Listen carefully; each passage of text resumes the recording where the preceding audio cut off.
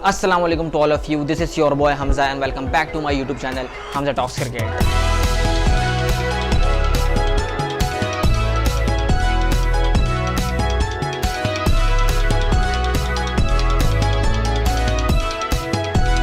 जो मेरे YouTube channel में नया है, सबसे पहले मैं ये बोलूँगा मेरे YouTube चैनल को सब्सक्राइब करें और बेल आइकन को प्रेस करना ना भूलें, क्योंकि जब आप बेल आइकन को प्रेस करेंगे तो मेरी हर वीडियो का नोटिफिकेशन आपको मिल जाएगा। और फेसबुक अकाउंट और इंस्टाग्राम अकाउंट आपकी स्क्रीन पर आ रहा है, उसको जाकर फॉलो और लाइक करें और मुझे सपोर्ट करें। आज हम बात करेंगे पाकिस्तान वर्सेस नेदरलैंड सीरीज़ के ऊपर। और सेकेंड ODI मैच हो गया है और जितनी आसानी से पाकिस्तान ने मैच जीता है वो इट वॉज आउटस्टैंडिंग और बहुत अमेजिंग विक्ट्री थी पाकिस्तान की। और ये तो होना ही था, जिस तरीके की पाकिस्तान की टीम है और जिस तरीके के पाकिस्तान ने कमबैक किया फर्स्ट मैच के बाद, क्योंकि हमने यही बात बोली थी कि नेदरलैंड ने बहुत अच्छा खेला है फर्स्ट मैच में। बेशक नेदरलैंड हार गया, लेकिन नेदरलैंड ने बहुत अच्छा खेला है। लेकिन बहरहाल आपको पता है जब पाकिस्तान की टीम का जिस दिन होता है फिर वो किसी टीम को नहीं छोड़ती, चाहे वो कोई सी भी टीम हो, किसी भी लेवल की टीम हो। अब हम बात करेंगे सेकंड ODI मैच की, जिसमें जो है नेदरलैंड ने टॉस जीतकर बैटिंग का फैसला किया। यहाँ पर सबसे बड़ी मिस्टेक नेदरलैंड की ये थी, आपने किस बेस पे बैटिंग का फैसला किया। सबसे पहली चीज़ तो ये डिपेंड करती है, क्योंकि विकेट वही वाली थी जो फर्स्ट मैच में थी। वो पाकिस्तान की टीम थी जो सर्वाइव कर गई और उसने स्कोर कर दिया 300 रन। लेकिन आप एक छोटी टीम है और आप खेल भी पाकिस्तान के खिलाफ रहे हैं और आपने टॉस जीत के जो है पहले बैटिंग का फैसला कर लिया। इनके सारे मैचेस जो हैं वो एक लगता है कि स्क्रिप्टेड मैचेस हैं और मतलब कि एक दिन करेंगे बैटिंग तो एक दिन करेंगे बॉलिंग। अगर इनके हाथ में डिपेंड आ जाती है, फॉर एग्जांपल इनके हाथ में अगर ये लोग टॉस जीत जाते हैं तो ये लोग प्लान से नहीं जाते। अब आपके पास पाकिस्तान जैसी टीम खड़ी हुई है और विकेट आपकी वैसी ही है जो फर्स्ट मैच में थी, मॉइस्चर है, ग्रीन विकेट है। और आपको पता है पाकिस्तान के पास हारिस रऊफ हैं, पाकिस्तान के पास जो है नसीम शाह हैं और आप जो हो पहले बैटिंग कर रहे हो। और वही हुआ कि विकेटें उनकी गिरना जो है वो शुरू हो गई। सबसे पहले मैं यहाँ पर एक बात करूँगा, नेदरलैंड की बैटिंग से पहले मैं एक बात करना चाहता हूँ कि हमारा जो कल्चर है ना, जो मिसबा ने स्टार्ट किया है कि अगर आप मैच जीत जाते हो तो आप जो हो विनिंग कॉम्बिनेशन के साथ जाओ। भाई ये चीज़ तब समझ आती है जब आप बड़ी टीम से खिलाफ खेल रहे हो, ऑस्ट्रेलिया के खिलाफ खेल रहे हो, इंग्लैंड के खिलाफ खेल रहे हो, न्यूजीलैंड के खिलाफ खेल रहे हो, इंडिया के खिलाफ खेल रहे हो, साउथ अफ्रीका के खिलाफ खेल रहे हो, तो ये चीज़ें समझ आती भी हैं कि चलो आप विनिंग कॉम्बिनेशन के साथ जा रहे हो। यार नेदरलैंड हो गई, आयरलैंड हो गई, ऐसी टीम से खिलाफ आप विनिंग कॉम्बिनेशन के साथ किस बेस पे जा रहे हो। आप पहले भी मैच में मैंने ये बात बोली थी, वसीम जूनियर की जगह फिलहाल नहीं बनती थी, शाहनवाज दानी को मैचेस खिलाने चाहिए थे। आपने सेकंड मैच में भी वही किया कि विनिंग कॉम्बिनेशन के साथ गए, वसीम जूनियर को आपने फिर खिलाया, शाहनवाज दानी को बाहर बैठाला। शाहनवाज दानी बाहर बैठे हुए और वही उनका काम है कि पानी पिलाना, केक खिलाना, मिठाई खिलाना, ये सारी चीज़ें वो सिर्फ कर रहे हैं। और मुझे लगता है वो इसी तरीके से वो जाते हैं और मुझे इस बात का डर है ये ना हो वो इसी तरह बिना किसी वैलिड रीज़न के वो टीम से ड्रॉप हो जाएं, जिस तरीके से बाकी प्लेयर्स के साथ हुआ है, जैसे कि इमाद वसीम के साथ हो चुका है, ये सरफराज के साथ हो चुका है ये। तो मुझे अब यही डर लगता है। शाहनवाज दानी को यार आप खिला ही नहीं रहे हो, आप प्लेयर्स बना ही नहीं रहे हो, आप अपने बेसिकली प्लेयर्स ही नहीं बना रहे। मैं यहाँ पे बात करना चाहता हूँ कि यार आप ऐसी सीरीज़ हो, अगर आप ऐसी सीरीज़ में आप रिजवान को चांस दे रहे हो, ऐसी सीरीज़ में आप जो हो अपने सीनियर्स प्लेयर्स के साथ ही जा रहे हो, तो आपका बैकअप प्लेयर कैसे तैयार होगा। मेरा सवाल सिर्फ एक है, वो ये सवाल है कि आप फॉर एग्जांपल ऑस्ट्रेलिया के खिलाफ मैच खेल रहे हो, आप फॉर एग्जांपल इंग्लैंड के खिलाफ मैच खेल रहे हो, आपका रिजवान इंजर्ड हो जाता है या आपका कोई बड़ा प्लेयर इंजर्ड हो जाता है, आपके पास बैकअप क्या है आप मुझे बता दें। फिर आप वही होगा कि अगर रिजवान इंजर्ड हो गया तो या तो आप हारिस के साथ जाएंगे या तो आप सरफराज के साथ जाएंगे। तो उनको मौके तो दो, आप उनको मौका ही नहीं देते। रिजवान को ज़बरदस्ती आप खिला रहे हो।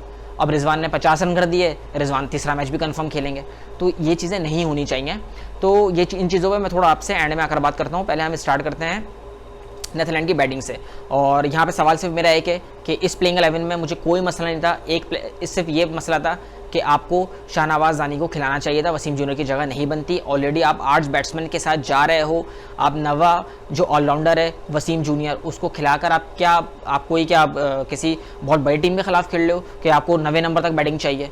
8 बैट्समैन आपके पास मौजूद हैं, आप शाहनवाज दानी के साथ जा ही नहीं रहे हो। आप वही जो हैं 2 पेसर्स हैं आपके पास और जो तीसरा है वो ऑलराउंडर है। तो इस तरीके से नहीं होता है, यंगस्टर्स को चांस देना चाहिए। बहरहाल यहाँ पर नेदरलैंड की सबसे बड़ी मिस्टेक ये थी कि वो टॉस जीतकर उन्होंने जो है बैटिंग का फैसला किया और उसके बाद जो है उनकी बैटिंग का क्या हाल हुआ वो सबने देखा। और जिस तरीके से हारिस रऊफ ने बॉलिंग की और एग्जैक्ट मतलब कि पिच जिस तरह की पिच बिहेव कर रही थी, टोटली जाहिर सी बात है बॉलर्स का डोमिनेट करने वाली वो पिच थी। और उस पर बॉलर्स ने जिस तरीके से जिस प्लान से पाकिस्तान ने बॉलिंग की है वो बहुत अमेजिंग थी। एक्स्ट्रा ऑर्डिनरी बॉलिंग की है हारिस रऊफ ने, एक्स्ट्रा ऑर्डिनरी बॉलिंग की है नसीम शाह ने।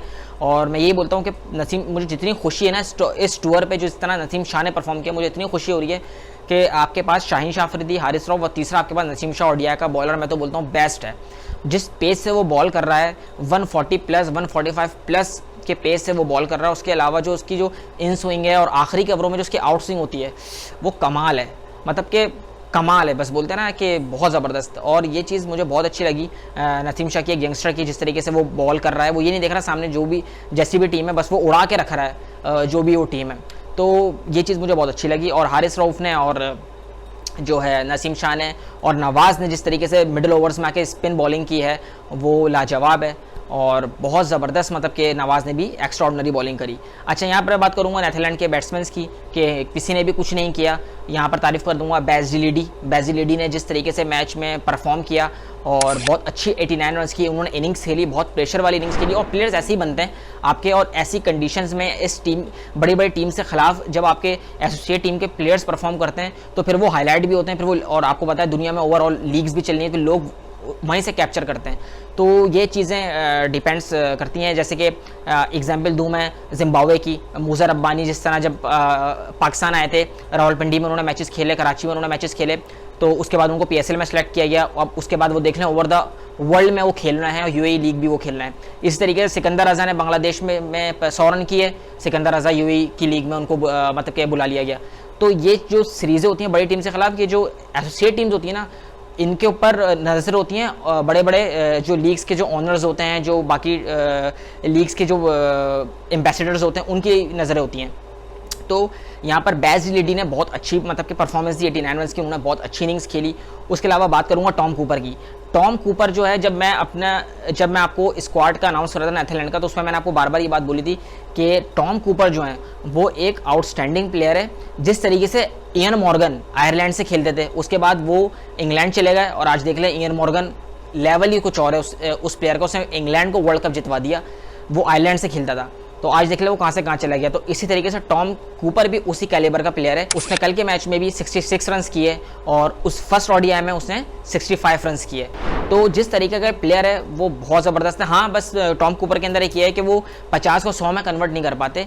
उनको ये चाहिए कि वो जो 50 रन है उसको 100 में कन्वर्ट करे। जिस दिन उन्होंने ये चीज़ भी कर ली तो उनका नाम बड़े बड़े प्लेयर्स में शामिल होगा। तो टॉम कूपर ने बहुत अच्छी इनिंग्स खेली, बेज़िलिडी ने बहुत अच्छी इनिंग्स खेली, लेकिन पाकिस्तानी बॉलर्स के आगे कोई भी नीदरलैंड का बैट्समैन चल नहीं सका, जिसकी वजह से नीदरलैंड की टीम जो है वो 186 रन पे ऑल आउट हो गई। 44 ओवर्स में नीदरलैंड ने 186 रन किए और वो ऑल आउट हो गई। यहाँ पे बॉलिंग की अगर मैं बात करूँ वंस अगेन, तो हारिस रऊफ ने 16 रन देके 3 आउट किए, नसीम शाह ने 27 रन देके 2 आउट किए और नवाज ने 42 रन देके 3 आउट किए।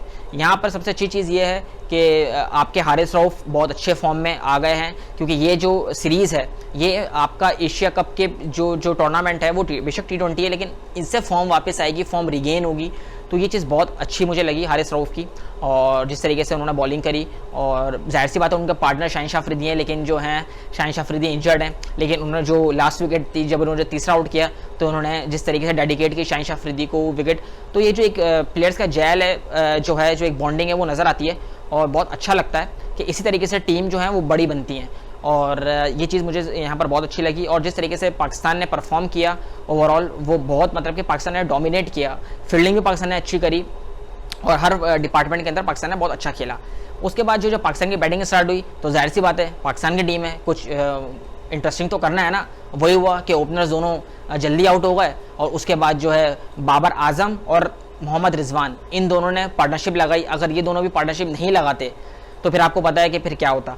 और जितनी तारीफ़ करें बाबर आजम की, मतलब कि अल्फाज कम हो जाते हैं कि फिर 57 रन किए, और 57 रन इन्होंने नॉर्मल नहीं किए, 57 रन इन्होंने वो किए जब आपके 2 आउट थे, ओपनर्स आपके 2 आउट खड़े हुए थे, 10 रन के अंदर दोनों आउट हो चुके थे आपके ओपनर्स। और उसके बाद जो है बाबर आजम और रिजवान ने खेली जो इनिंग्स है वो बहुत ज़बरदस्त थी। और रिजवान की यहाँ तारीफ़ करूँगा कि जिस तरीके से रिजवान ने 69 रन नॉट आउट किए, वो बहुत अच्छे प्रेशर इनिंग्स खेली उन्होंने और बहुत अच्छा लगा, और गेम को पूरा उन्होंने वन साइडेड कर दिया।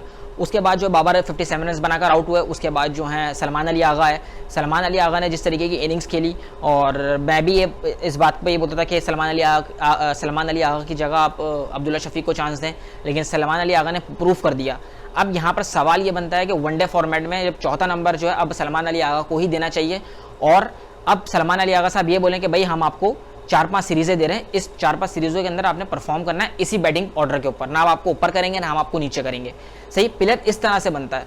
अगर आप उसको वही कर देंगे कि एक दिन आपने 5वें नंबर पे करवा दिया, एक दिन आपने 6वें नंबर पे बैटिंग करवा दी, एक दिन आपने 8वें नंबर पे बैटिंग करा दी, तो वो भी आपके हाथ से बैट्समैन ज़ाया हो जाएगा, जिस तरीके से और भी पास्ट में प्लेयर ज़ाया हो चुके हैं। और सबसे अच्छी बात यह कि आपके पास 2 नहीं अप्रॉक्सीमेटली 3 ऐसे बैट्समैन हैं आपके पास इन फ्यूचर जो कि 4थे नंबर पर खेल सकते हैं। एक तो हारिस सुहेल हैं, और एक तो हैं अब्दुल्ला शफीक, और एक सलमान अली आगा, और चौथे एक और हैं जिनका नाम है कामरान गुलाम। ये भी एक बहुत अच्छे बैट्समैन। तो आपके पास 4 ऐसे प्लेयर्स हैं और 4 कंटेंडर्स हैं आपके पास जो कि इस 4th पोजीशन के लिए हैं। तो बेंच आपकी स्ट्रांग है, लेकिन डिपेंड करता है कि आपने किस प्लेयर को किस जगह पे चांस देना है।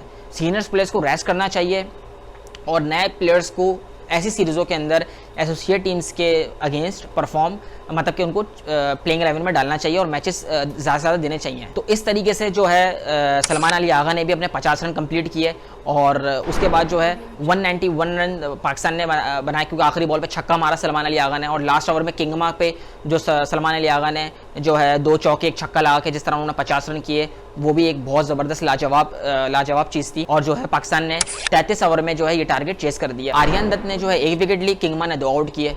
और जाहिर सी बात है यहाँ पे नीदरलैंड की सबसे बड़ी मिस्टेक ये थी कि आपने खुद टॉस जीत के बैटिंग आपने कर लिया। आप इस तरह से बैटिंग करें जैसे कि आपके पास वर्ल्ड क्लास बैट्समैन मौजूद हैं, आप टीम सामने देखें टीम क्या खेल रही है। तो अब जो है पाकिस्तान ने बहुत इजी ये जो है सीरीज़ जीत ली है। सवाल अब सिर्फ यही मेरा बनता है कि अब आप जाहिर सी बात है जूनियर को बाहर करके अब आप चांस दे देंगे धानी को। और मैं आपसे दूसरी बात ये करना चाहता हूँ वसीम जूनियर की। उन्होंने क्या किया, फिर वही 42 रन दे के 9 ओवर में 42 रन दिए और कोई आउट नहीं किया, जहाँ पर ऐसे विकेट के ऊपर नसीम शाह, हारिस रऊफ 16-16 रन 27-27 रन दे रहे हैं, उन्होंने 55 रन दे दिए। तो भाई सिंपल इज़ दैट, आपके पास ये थ्योरी होनी चाहिए थी कि आप स्पेशलिस्ट तीसरे बॉलर के साथ जाते जो कि शाहनवाज धानी थे। अब ये होगा कि वसीम को बाहर कर देंगे, आप शाहनवाज धानी को लेकर आ जाएंगे हमेशा की तरह, क्योंकि सीरीज़ आप जीत चुके हैं। चाहे वो कोई भी सीरीज़ आप जीत जाते हैं, जब फाइनल मैच होता है आप शाहनवाज धानी को ले आते हैं। तो इस तरीके से प्लेयर नहीं बनता, इस तरीके से प्लेयर बिल्कुल भी नहीं बनता। तो अब जो है थर्ड ओडीआई की जो मैं आपसे बात करना चाहता हूँ कि थर्ड ओडीआई में प्लेइंग 11 क्या होगी। तो मेरे हिसाब से इमाम को बिठाना चाहिए। दोनों मैचेस में फ्लॉप हुए। मैं तो हैरान हुआ कि दुनिया के सेकंड बैट्समैन है ओडीआई फॉर्मेट में, और नीदरलैंड के खिलाफ बुरी तरीके से फेल हुए वो। और मेरे हिसाब से अब्दुल्ला शफीक को चांस देना चाहिए लास्ट मैच में, शाहनवाज धानी को चांस देना चाहिए, हारिस को भी चांस देना चाहिए। तो इन प्लेयर्स को चांस देना चाहिए, और शायद मेरे हिसाब से नवाज़ को बिठाल कर जो है आप जाहिद महमूद को खिला दें। तो एक गिनी चुनी सी जो है थोड़ी सी चेंजिंग करनी चाहिए, और जो बेंच पे प्लेयर्स बैठे हुए हैं उनको आपको खिलाना चाहिए। ये थी जो है पाकिस्तान नीदरलैंड की सीरीज़ के ऊपर बात मैंने की। अब हम बढ़ेंगे दूसरे टॉपिक के ऊपर बात। अब हमारा दूसरा टॉपिक है इंडिया वर्सेस जिम्बाब्वे, जो कि सीरीज़ स्टार्ट हुई है, और फर्स्ट जो ओडीआई था वो बआसानी जो है इंडिया जीत गई है। तो इसके ऊपर हम बात करते हैं कि क्या प्लेइंग 11 थी दोनों की, और फिर मैं आपको आगे बताता हूँ कि किस तरीके से इंडिया और जिम्बाब्वे का मैच हुआ, किस तरीके से दोनों टीम ने परफॉर्म किया। तो सबसे पहले हम प्लेइंग 11 में बात करते हैं। जो फर्स्ट ओडीआई स्टार्ट हुआ इंडिया वर्सेस जिम्बाब्वे का, उनकी जो प्लेइंग 11 थी वो ये थी। जिम्बाब्वे की जो प्लेइंग 11 थी उसमें मारू मानी थे, इनोसेंट काया थे, सीन विलियम्स थे, वेजली माधावीरे थे, सिकंदर रजा थे, और चका बावा थे, यही कैप्टन और विकेट कीपर थे। रायन बर्ल थे, ल्यूक जोंगवी थे, ब्रैड इवांस थे, न्याउची थे, निगारा वारा थे। और इसी तरीके से इंडिया की जो प्लेइंग 11 थी उसके अंदर शिखर धवन थे, शुभमन गिल थे, ईशान किशन थे, केएल राहुल थे, दीपक हुडा थे, संजू सैमसन विकेट कीपर थे, अक्षर पटेल थे, दीपक चाहर थे, कुलदीप यादव थे, प्रसिद्ध कृष्णा थे, और मोहम्मद सिराज थे। तो ये इनकी प्लेइंग 11 थी। और इंडिया की प्लेइंग 11 आपने देखी, टॉप ऑर्डर पूरा सारे ओपनर्स ही मौजूद थे उसके अंदर। शिखर धवन, केएल राहुल, शुभमन गिल, सारे आपके पास, ईशान किशन, ये ओपनर ही आपके। मिडिल ऑर्डर में आपका दीपक हुडा और जो है संजू सैमसन थे। उसके अलावा अगर हम बात करें बॉलर्स के अंदर तो प्रसिद्ध कृष्णा थे, उसके अलावा जो है दीपक चाहर जो है इंजरी के बाद 6 महीने बाद वापस आए, तो दीपक चाहर थे। खुशी इस बात की हुई कुलदीप यादव थे, कुलदीप यादव जो है प्लेइंग 11 का हिस्सा थे, तो इस बात की मुझे बहुत खुशी हुई। मैं कुलदीप यादव का नाम इसलिए, इंडियन क्रिकेट की जब बात आती है मैं कुलदीप यादव को इसलिए बार बार मेंशन करता हूँ क्योंकि यार वो बॉलर बहुत अच्छा है और उसको वेस्ट नहीं करना चाहिए। आई नो इंडिया की टीम जो है बहुत बड़ी है, बहुत प्लेयर्स हैं उनके पास, बंच ऑफ प्लेयर्स हैं उनके पास, लेकिन यार कुलदीप यादव जिस तरह आप युजवेंद्र चहल को चांस देते हो, वो जो इंडिया की जो पहली टीम है उसके साथ वो खेलता था, इस तरीके से कुलदीप यादव को भी साथ रखना चाहिए। तो मुझे इस बात की खुशी हुई कि कुलदीप यादव भी थे। उसके अलावा जो है अक्षर पटेल और मोहम्मद सिराज भी जो इनके बॉलर्स में शामिल थे, और अक्षर पटेल जो है वो ऑलराउंडर है। अब हम बात करते हैं कि जिम्बाब्वे, आपको पता है जिम्बाब्वे के खिलाफ जो है इंडिया ने टॉस जीता, और इंडिया ने टॉस जीतकर जो है पहले बॉलिंग का फैसला किया, और फिर वही चीज़ के वन साइडेड कर दिया गेम पूरा, और जिस तरीके से दीपक चाहर ने बॉलिंग करी और इंजरी के बाद वापसी आए, और मतलब कि दीपक चाहर का इतना पेस नहीं है, वो डिपेंड करते हैं स्विंग के ऊपर, और उन्होंने जो विकेट्स लिए हैं वो सारी स्विंग बॉल, उनका बहुत अच्छा स्विंग हो रहा था, इन स्विंग हो रहा था बॉल, और बहुत अच्छी तरीके से उन्होंने बॉल को बॉल किया। दीपक चाहर ने बहुत अच्छी बॉलिंग करी, और इसके अलावा जो है अक्षर पटेल ने बहुत अच्छी बॉलिंग की। प्रसिद्ध कृष्णा जो है वो काफी महंगे रहे, उन्होंने 50 रन देके 3 आउट किए, और इस तरीके से जो जिम्बाब्वे 189 रन पे ऑल आउट हो गई। वो तो चले टॉप ऑर्डर तो पूरा फ्लॉप हुआ। सीन विलियम्स जो है, उसके अलावा जो सिकंदर रजा जो बांग्लादेश की सीरीज में सुपरस्टार बने हुए थे, बैक टू बैक 100 कर रहे थे सिकंदर रजा, वो इस पहले ओडीआई फॉर्मेट में फ्लॉप हुए बिल्कुल, उन्होंने भी कुछ नहीं किया। वो जो नीचे से जो उनके प्लेयर्स हैं, चका बावा जिन्होंने जो है 35 रन किए, ब्रैड इवेंस है जिन्होंने 33 रन किए, और नगावारा है जिसने 34 रन किए। इनकी बदौलत जो है जिम्बाब्वे की टीम 189 रन तक पहुंच गई। तो इस तरीके से जो है जिम्बाब्वे की टीम ने परफॉर्म किया, और ज़ाहिर सी जिम्बाब्वे बहुत ही एक छोटी टीम है, और उनके पास वो प्लेयर्स, वो कैलिबर के प्लेयर्स हैं नहीं, और बेशक बांग्लादेश के खिलाफ बहुत अच्छी उन्होंने परफॉर्मेंस दी, वो भी डिपेंड किया सब कुछ सिकंदर रजा पे, जिस तरह वो फॉर्म में थे। तो इस तरीके से जो है जिम्बाब्वे की टीम 189 रन पे ऑल आउट हो गई। यहाँ पर जो है फिर बात करेंगे बॉलर्स की, जो मैंने आपको बोला कि दीपक चाहर ने बहुत अच्छी बॉलिंग करी, प्रसिद्ध कृष्णा ने बहुत अच्छी बॉलिंग करी, अक्षर पटेल जो है बहुत वाइटल रोल उन्होंने अदा किया जिस तरीके से उन्होंने बॉलिंग करी। तो इस तरीके से 189 रन पे जिम्बाब्वे की टीम ऑल आउट हो गई। उसके बाद जब जवाब में जब बैटिंग करने के लिए आए शुभमन गिल और शिखर धवन, तो उन्होंने जो है ये टारगेट जो है 189 रन का टारगेट जो 30 ओवर में ही पूरा कर दिया।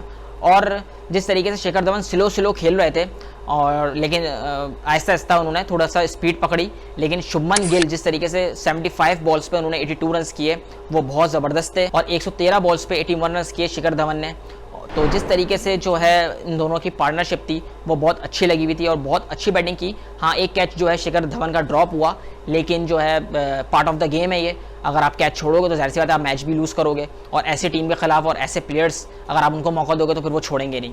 तो इस तरीके से जो है इंडियन बासानी ये मैच जीत गया। यहाँ पर सिर्फ मैं ये बात करना चाहूँगा कि देखिए पाकिस्तान और इंडियन टीम में क्या फ़र्क है। पाकिस्तान और इंडियन टीम में ये फ़र्क होता है कि देखें अब 2 टीम्स इंडिया की बन चुकी हैं। अब ये हर इंटरनेशनल टीम्स को, मतलब कि इन फ्यूचर मैं आपको बता रहा हूँ कि हर टीम इंटरनेशनल अब 2 टीम्स बनानी ही पड़ेंगी। क्रिकेट इतनी हो रही है, आपने नेक्स्ट वीडियो के अंदर जो है मैं FTP यानी कि जो फ्यूचर टूर प्रोग्राम से क्रिकेट के, वो भी मैं उस पर ही बात करूंगा कि कितने पाकिस्तान को कितने मैचेस मिले, कितने टेस्ट मिले, कितने वनडे मिले, कितने T20 मैचेस मिले, इन सब पे मैं बात करूंगा नेक्स्ट वीडियो में। अभी इन शॉर्ट मैं आपको ये बता रहा हूँ कि इतनी क्रिकेट हो रही है कि आपको 2 टीम्स बनानी ही पड़ेंगी। देखिए इंडिया ने कितने अच्छा किया कि 2 टीम्स उन्होंने बना दी, उनके पास कितने प्लेयर्स हैं, ठीक है। ये नहीं कि पाकिस्तान के पास प्लेयर्स नहीं है, पाकिस्तान के पास प्लेयर्स हैं, लेकिन हमारे यहाँ क्या है कि हम चांस नहीं देते।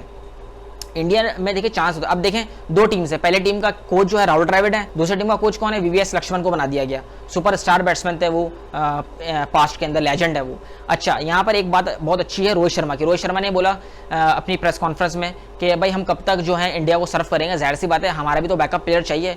रोहित शर्मा हो गया, विराट कोहली हो गया, बुमराह हो गया, शामी हो गया, हमें जाहिर सी बात है हम हर वक्त तो इंडिया को नहीं कर सकते ना, हमारा बैकअप चाहिए। तो इसलिए 2 टीम्स बनाना बहुत ज़रूरी है, और वहाँ पर सीनियर्स जो हैं वो कुर्बानी देते हैं नए प्लेयर्स के लिए, और देखें वो हो भी रहा है कि जिम्बाब्वे हो गई, श्रीलंका के खिलाफ देखें इनकी B टीम खेल रही है, और जिस तरीके से खेल रही है हर प्लेयर, मतलब कि आप ये भी देखें चांस भी नहीं मिलता। KL राहुल काफ़ी दिनों बाद जो है टीम में वापस आए, उनको भी चांस नहीं मिला। अब उनको ओपनर ही खेलना पड़ेगा, क्योंकि जिम्बाब्वे की जो बॉलिंग है वो बिल्कुल ही फेल है। तो KL राहुल ऊपर खेलेंगे, क्योंकि जाहिर सी बात है एशिया कप के लिए उनको थोड़ी बहुत बैटिंग तो करनी पड़ेगी ना। तो मेरे हिसाब से अगले मैच में ओपनर ही उनको खेलना चाहिए। और जिस तरीके की जो है इंडिया की टीम है, A टीम B टीम, वो बहुत अच्छी है, डोमिनेट भी कर रही है, बहुत अच्छा परफॉर्म भी कर रही है। यहाँ पे सिर्फ एक छोटी सी एग्जांपल ये है कि देखें इंडियन टीम जिस तरह कर रही है, पाकिस्तान को भी यही करना चाहिए। आप वही नीदरलैंड के खिलाफ वाली बात बोलूंगा कि वसीम जूनियर को चांस दे रहे हो, एक मैच में आपने दे दिया, सेकंड मैच में आप शाहनवाज हनी को चांस देते। हाँ, बड़ी टीम्स के खिलाफ जो हैं आप आराम से, मतलब कि अगर आपका कोई बड़ी टीम से खिलाफ आप अपने मेन प्लेयर्स खिलाओ, लेकिन छोटी टीम से खिलाफ नए प्लेयर्स को चांस दो। फॉर एग्जांपल जैसे मैंने आपको एग्जांपल दी कि कोई भी प्लेयर आपका इंजर्ड होता है, रिजवान हो, शादाब खान हो, नवाज हो, बैकअप प्लेयर कौन है? क्या वो बैकअप प्लेयर आप अनाउंस करके ले आओगे? उसको आपने क्या मैचेस दिए ताकि वो थोड़ा रिदम में आ जाए, ताकि वो थोड़ा फॉर्म में आ जाए, क्या ताकि वो प्रिपेयर रहे? ऐसा नहीं होता। तो हर जगह पे अब आपको 2 टीम्स बनानी पड़ेंगी हर फॉर्मेट के लिए, क्योंकि जिस तरीके की क्रिकेट हो रही है। और बेशक आप टेस्ट की टीम ना बनाओ 2, लेकिन ODI की और T20 की टीम से 2 बनेंगी ही बनेंगी इन फ्यूचर, क्योंकि क्रिकेट इतनी हो रही है।